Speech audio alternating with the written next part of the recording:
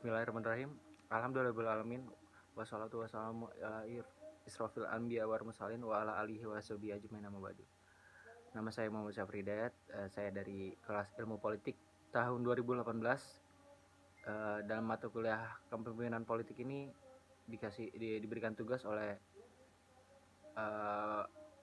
Abah Nasi, yaitu tipe-tipe gaya kepemimpinan seseorang. Yaitu ada berbagai macam tipe-tipe kepemimpinan. Ada otoriter, tipe kepemimpinan otoriter, ada tipe kepemimpinan delegatif, ada tipe kepemimpinan demokratis. Saya akan menjelaskan satu persatu. Yang pertama, gaya kepemimpinan otoriter. Gaya kepemimpinan otoriter adalah gaya kepemimpinan yang umurnya mungkin sudah tua, karena sudah banyak tokoh yang pernah memakai gaya kepemimpinan otoriter ini. Contohnya ada seperti Genghis Khan, ada Napoleon Bonaparte, ada Ratu Elizabeth I, dan ada Adolf Hitler yang pastinya. Gaya kepemimpinan otoriter juga dikenal sebagai kediktatoran.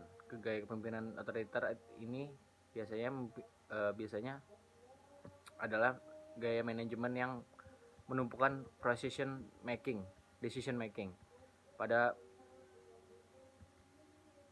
artinya pemimpin sebagai kepala dari organisasi adalah satu-satunya seseorang yang memiliki kontrol untuk membuat keputusan. Pemimpin biasanya jarang mempertimbangkan masukan dari anggota kelompok lainnya untuk membuat keputusan, dan biasanya pemimpin otoriter ini memutuskan segala sesuatunya hanya berdasarkan pertimbangan pribadinya. Kepemimpinan otoriter juga memiliki kontrol mutlak biasanya atas anggota yang ada di bawahnya. Itu sebabnya pemimpin sering memandang diri mereka seperti mesin mobil yang menggerakkan orang di bawah kendali atau perintah mereka. Ada beberapa karakteristik dari gaya kepemimpinan otoriter ini. Biasanya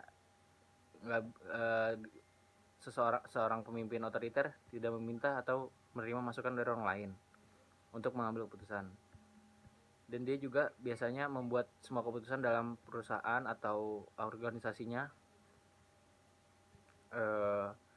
tidak mengambil pesan dari orang lain atau dari pihak lainnya.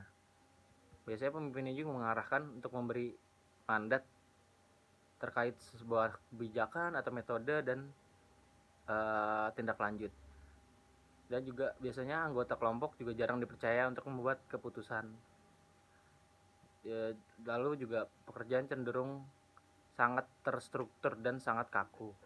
Kreativitas seorang pemimpin otoriter juga biasanya out of the box dan cenderung tidak didukung. Dan peraturan juga dijabarkan dan dikomunikasikan dengan jelas.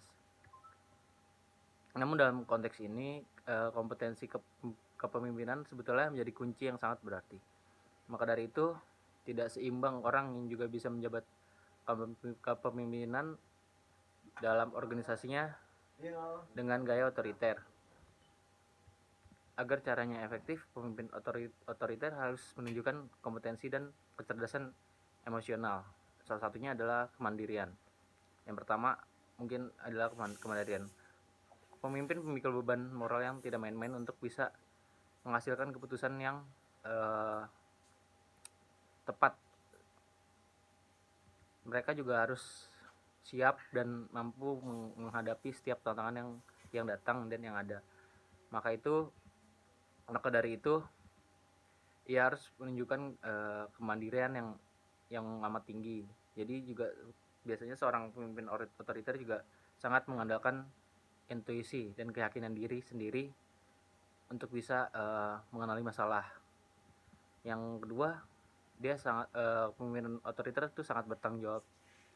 Biasanya pemimpin memutuskan sendiri solusi dan langkah-langkah kerja ke depannya, dan biasanya juga untuk menyelesaikan masalah. Kemudian dia sendiri juga lah yang biasanya mendelegasi tugas dan mengawasi jalannya setiap proses.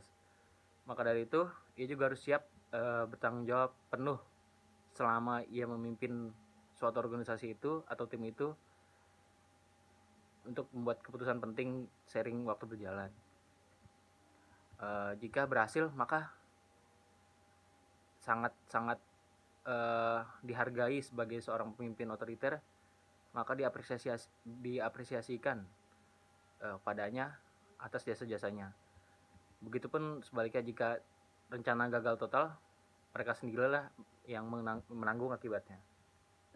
Yang ketiga, memiliki keahlian biasanya di bidang tertentu. Pemimpin otoriter juga diharapkan memiliki sejumlah keahlian terkait dengan apa yang ia ingin jalankan, basic dari pengalaman yang ada, dari bekal yang pemahaman yang ada, dari pembelajaran yang ada. Mereka juga harus memiliki visi dan misi yang jelas untuk mencapai tujuan ke depan dan kesuksesan sebuah tim atau organisasi tersebut. Ketika pemimpin adalah orang yang paling berpengetahuan dalam kelompok, kepemimpinan otoriter sangat menghasilkan keputusan yang sangat efektif sebenarnya. Nah, yang terakhir, biasanya kepemimpinan otoriter itu orangnya terlalu ambisius dan gigih. Biasanya kepemimpinan otoriter ini diduduki oleh orang-orang yang dengan gaya ambisius, yang gigih dan tidak mudah menyerah. Pemimpin ini memiliki visi dan mampu memacu tim atau organisasinya untuk menyelesaikan tugas dan masalah secara efektif. Pemimpin ini juga harus memiliki tekad yang kuat dan sifat yang bagus, yang ulet untuk bisa sukses dan menyelesaikan segala tugasnya. Dan ia juga harus sigap menghadapi masa-masa yang akan datang dan berpikir ke depan apa yang harus dikerjakan dan memprediksi apa yang akan datang di depannya, tren ke depannya. Yang terakhir, ada kemampuan beradaptasi. Pemimpin otoriter harus bisa beradaptasi untuk mengidentifikasikan dan agar mengidentifikasikan tren terbaru yang menghambat, yang bisa membuat yang bisa menambah kesuksesan atau bisa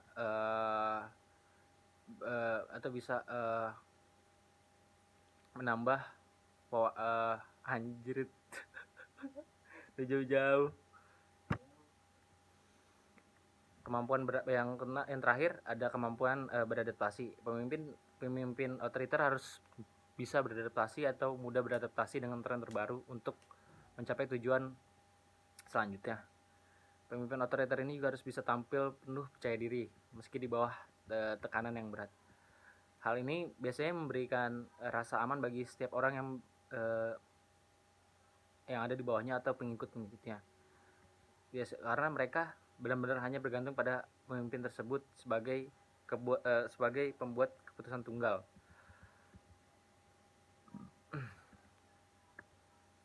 Gaya kepemimpinan otoriter ini masih biasa diterapkan di beberapa lembaga yang bertekanan tinggi, seperti biasanya yang pertama militer, yang kedua ada manufaktur, ada misi darurat, ada bisnis konstruksi, juga ada bisnis restoran, ada juga kedirgantaraan, yang dimana perusahaan-perusahaan itu harus konsisten dengan menjualkan produk-produk dengan agresif. Selain itu juga pemimpinan otoriter dapat cocok diterapkan pada bisnis yang membutuhkan panduan tegas untuk melewati krisis-krisis atau tantangan-tantangan yang ada. Karena departemen atau tim yang tidak memenuhi tujuannya dalam kuartal terakhir, biasanya ada penggeseran atau bisa dipecat karena tidak sesuai dengan cara-cara seorang pemimpin tersebut untuk mencapai tujuannya. Nah, kelebihan dari gaya kepemimpinan otoriter ini yang biasanya adalah bekerja yang sangat efektif dalam masanya, yaitu dengan penuh tekanan, dengan cara-cara dia membawa tim atau organisasinya untuk mencapai kesuksesan, biasanya keputusannya efektif harus dibuat dengan efisien dan harus cepat, karena waktu yang dibutuhkan sangatlah sedikit. Dan untuk membuat individu lain atau kelompok lain membuat deadline-nya atau membuat target yang sangat pendek, sehingga biasanya memberatkan bawahannya atau timnya. Tapi di sisi lain itu sangat berpengaruh bagi tujuan perusahaan atau tim tersebut, karena mempengaruhi apa yang akan dapat nantinya. Dan kekurangan pemimpin otoriter, yaitu gaya kepemimpinan otoriter itu biasanya berpusat pada satu titik atau sosok tertinggi di tim tersebut atau di organisasi tersebut. Kepemimpinan seperti ini biasanya menunjukkan kurangnya kepercayaan pada nasihat, saran, dan ide dari orang lain. Jadi biasanya dia hanya memikirkan dirinya sendiri, atau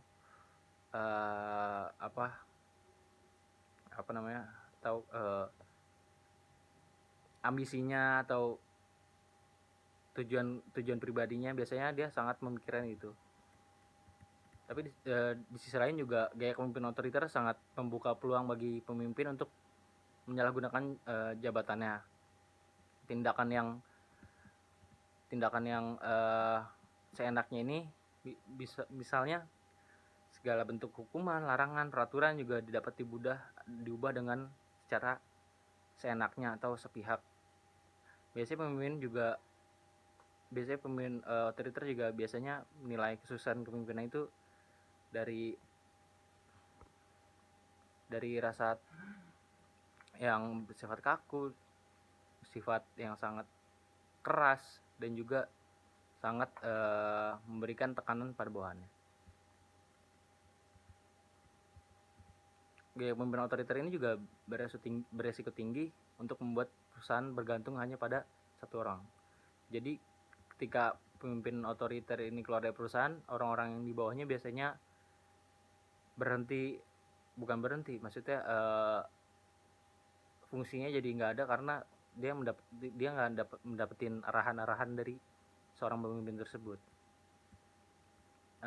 Selanjutnya ada gaya kepemimpinan delegatif. Gaya kepemimpinan delegatif adalah sebuah gaya kepemimpinan yang memiliki lebih sering terlihat berada di kursi belakang dari tim yang ada, baik dalam menyelesaikan pekerjaan atau mengambil keputusan atau adanya sebuah masalah. Jika dibandingkan dengan aksi atau kerja langsung di lapangan, biasanya pemimpin delegatif ini akan lebih memposisikan dirinya pada tempat yang aman atau posisi yang aman. Meski banyak yang beranggapan bahwa pemimpin dengan gaya delegatif ini lebih banyak diam atau tidak melakukan apa-apa, namun nyatanya mereka selalu berusaha agar bisa mengarahkan bawahannya agar mampu bertanggung jawab dan menguasai pengetahuan, dan juga mengaplikasikan di setiap tingkatannya yang ada di dalam organisasi yang dipimpinnya.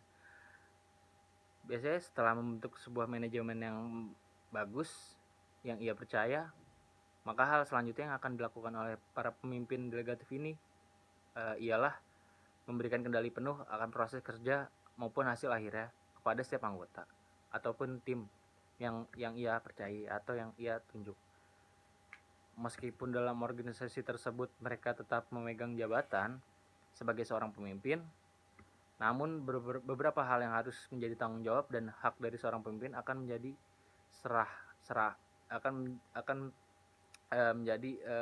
diserahkan kepada orang-orang yang mereka tunjuk. Seperti misalnya memberi izin dalam membuat keputusan. Selain itu juga memberi hak atau otoritas kepada bawahannya, juga menyediakan berbagai sumber daya ataupun alat-alat yang dibutuhkan. Dan bersama dengan itu, orang kepercayaannya kerap akan memiliki kebebasan yang penuh dalam bekerja. dan sekaligus dituntut agar bisa memecahkan dan menyelesaikan sendiri masalah yang mereka alami selama bekerja.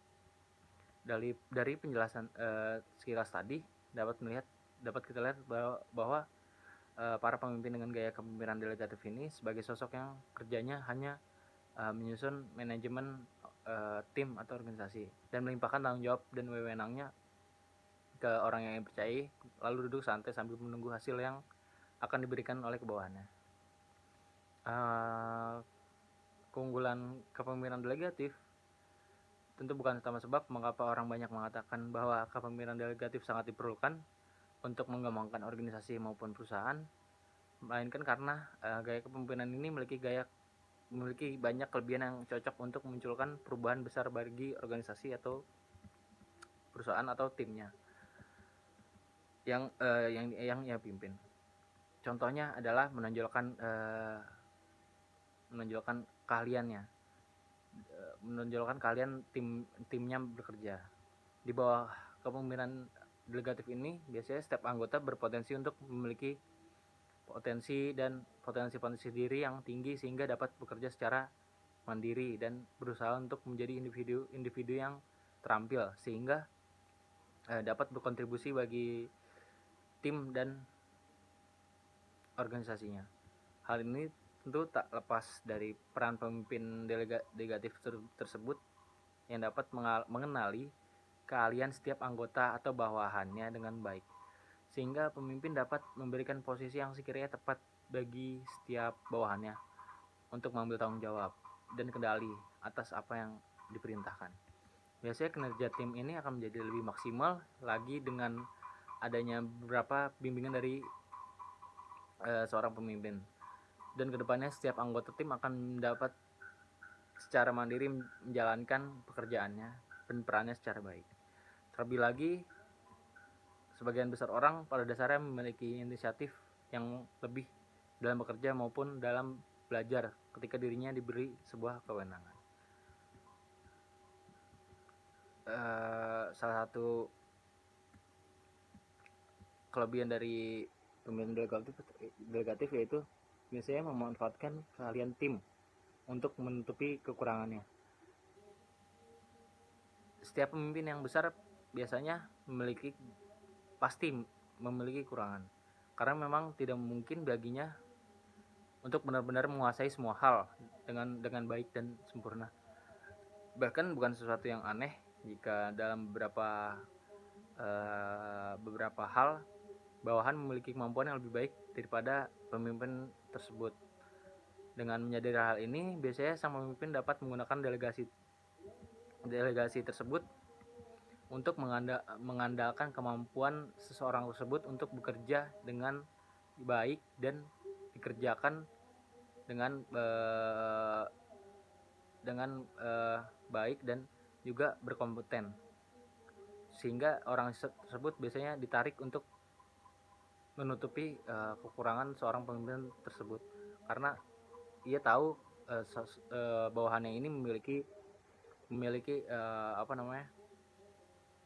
kerja yang baik dan sangat berkompeten di bidangnya. Kelebihannya juga ada kelebihan pemimpin delegasi, yaitu adalah nggak perlu mengurusi hal-hal yang kecil. Dalam operasional sehari-hari biasanya pemimpin delegasi nggak perlu lagi mengkhawatirkan hal-hal yang kecil, meskipun harus memberikan masukan kepada bawahannya untuk menciptakan kinerja tim yang baik, serta memberikan bimbingan untuk menambah wawasan setiap anggota timnya. Seorang pemimpin delegasi juga nggak perlu repot-repot untuk mengurusi hal-hal yang kecil, karena dia tinggal menunjuk seseorang yang ahli di bidangnya untuk mengurusi hal tersebut.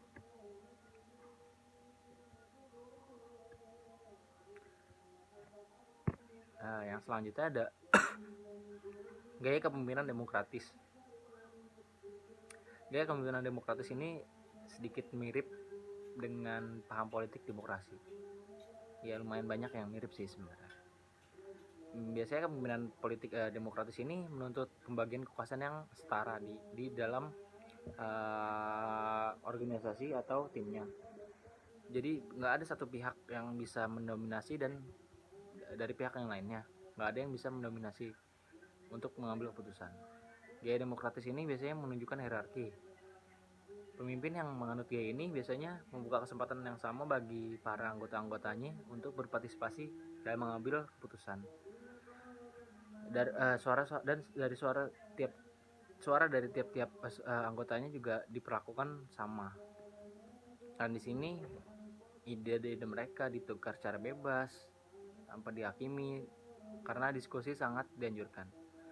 Jadi para pemimpin adalah untuk menawarkan bimbingan dan kendali atas jalannya musyawarah. Nah, pemimpin demokratis juga ditugasi untuk memutuskan siapa di dalam grup yang dapat berkontribusi pada keputusan yang dibuat. Namun bukan berarti bahwa setiap keputusan harus selalu dibuat dalam grup. Tergantung pada peran dan tanggung jawab perorangan.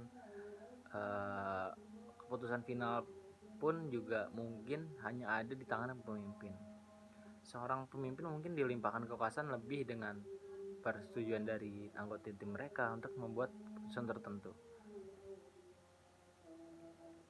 Gaya kepemimpinan demokratis memiliki banyak nama. Nama yang termasuk yaitu kepemimpinan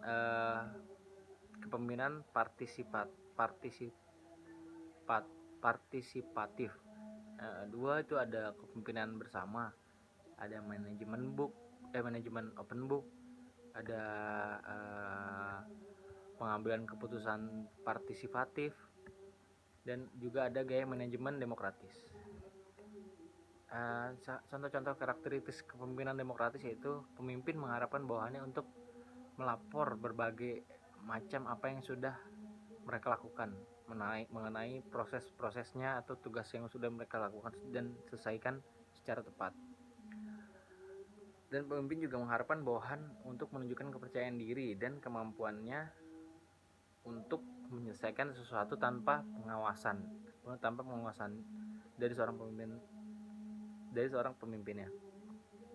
Pemimpin juga mengharapkan bawahan melibatkan orang lain dalam proses pengambilan keputusan dan tidak diharuskan untuk bertindak sendiri.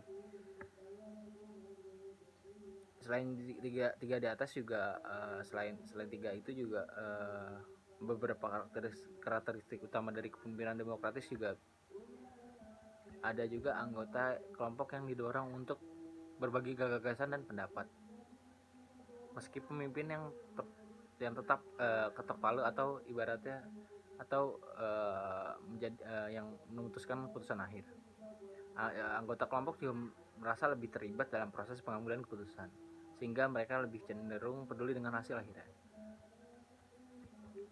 Pemimpin demokratis yang baik dapat menumbuhkan kepercayaan dan rasa hormat di antara para anggota. Tiap anggota biasanya tulus berpartisipasi untuk mendasarkan keputusan mereka pada moral dan nilai-nilai yang dianuti bersama. Maka dari itu para pemimpin delegasi pemimpin demokratis cenderung mencari berbagai pendapat yang berbeda dan mendengarkan suara-suara para bawahannya dan timnya untuk menawarkan dari sudut pandang yang mereka punya.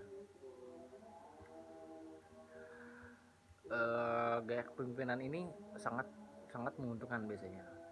Gaya ini pada dasarnya diterapkan pada perusahaan atau organisasi yang besar, bahkan negara.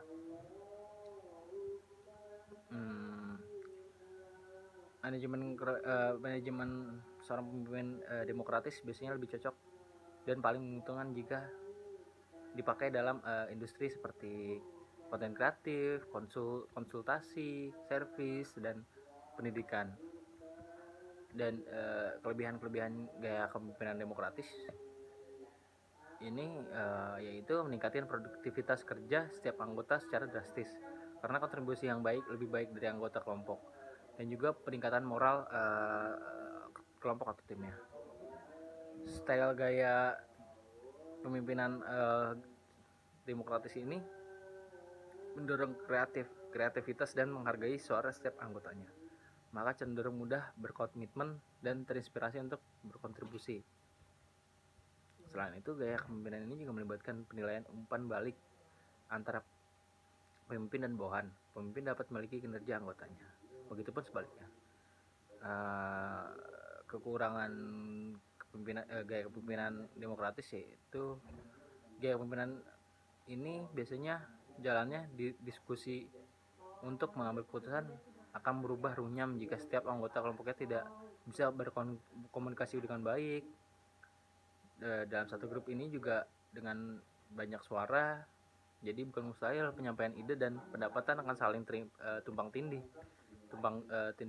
Jadi membuatkan gaduh gitu. Jadi gaduh.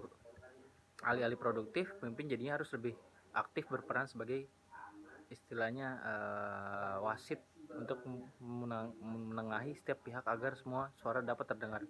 Selain itu, proses pengambilan keputusan juga mungkin terhambat jika anggotanya